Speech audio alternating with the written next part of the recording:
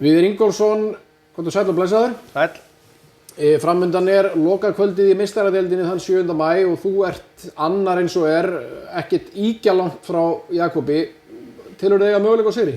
Það er náttúrulega alltaf hægt sko, en það er náttúrulega svolítið langt bil en hérna þetta ykkur 14-15 stig eða eitthvað og 24 stig í pottinum, þannig að það er allt hægt. En það verður erfitt. En þú ætlar að reyna þitt besta? Já, við reynum allt sem við getum allavega. Hvað ertu ákveða hvað hross þú mætir með í þetta? Já, ég kem með Maístjörnu í töltið og svo ég með Opal frá Miðás í hérna Skeið. Það hefur sýnt sig í gegnum tíðina við að það getur allt gerst á síðasta kvöldinu þannig að þú við hérna gefum þetta ekkert eftir. Kobbi líka að eldast, hann náttúrulega komið með náttúrulega elliglöp og svona.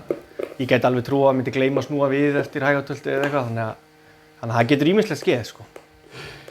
Já, það er alltaf vonin. Já. Næsta atriði sem tökum fyrir hérna, nú búið að fresta landsmóti. Við fáum ekki að fara landsmót fyrir 22. Hvernig snettir þetta við þér?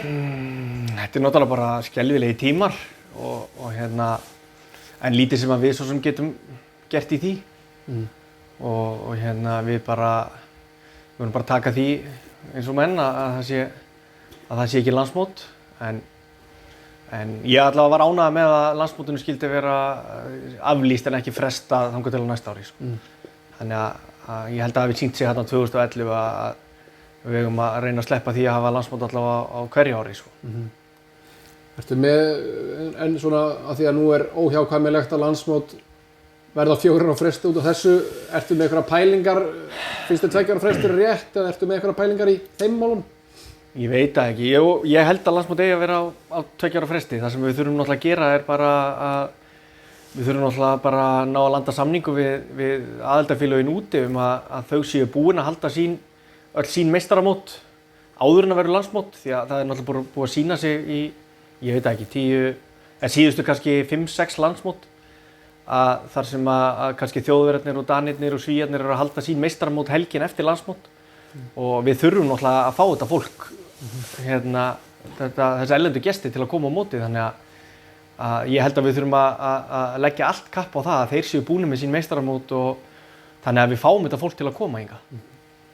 Það er búið að gefa það út að kynbótasýningar verði með sama sniði að þess að sömu dagsetningar heldur ekki áfram að þjálfa á stefninu og þær þrátt fyrir ekkert landsmót? Jú, við bara erum hérna með svolítið af hrossum sem að stefnt með í dóm og svo náttúrulega kemur alltaf bætið svolítið við hérna í apríl og maí af aðkomur hrossum sem maður á að sýna og ég veit ekki, kannski verður það eitthvað aðeins minna heldur en á landsmótsári.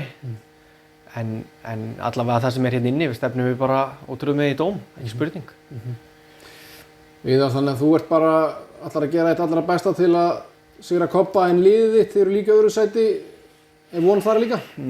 Já, það er alltaf von, en það er kannski svolítið langt á milli og hérna, ég hugsa að þau þyrftu nú sennilega öll að detta baki í töltinu til þess að það gerist að þau tapið í sko.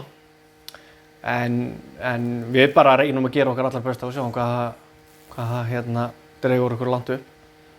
Viðar, gangið vel bæði meistaradeildinni og í allt sumar. Takk fyrir það.